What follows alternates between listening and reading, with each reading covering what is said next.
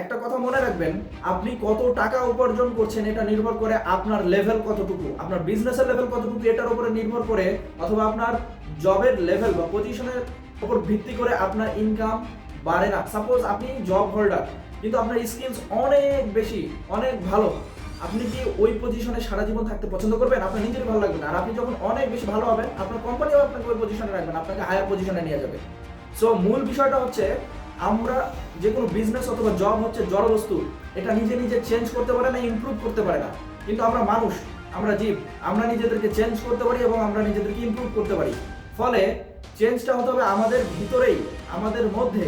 আপনি যদি 1,00,000 টাকার মানুষ হন তাহলে আপনি 1,00,000 টাকাই পাবেন। আপনার ভিতরে যদি 10,00,000 টাকার লেভেল থাকে আপনি 10,00,000 টাকাতে যাইতে পারবেন। আপনার ভিতরে যদি 1,00,00,000 টাকার লেভেল থাকে আপনি 1,00,00,000 টাকাতে পৌঁছাতে পারবেন। এখন প্রশ্ন হলো, আপনি কোন অবস্থায় আছেন? আপনি সাপোজ 1,00,00,000-তে যেতে চান, কিন্তু আপনার লেভেলটা কোন জায়গায় আছে? আপনি কি 1,00,000-এ আছেন? তাহলে 99,00,000-এর গ্যাপটা পূরণ করার জন্য কি আপনাকে হেল্প করতে পারে এবং আপনার কোন জিনিসটা ইমপ্রুভ করতে হবে সেটা এবার ইমপ্রুভ করার জন্য ইনভেস্ট করেন।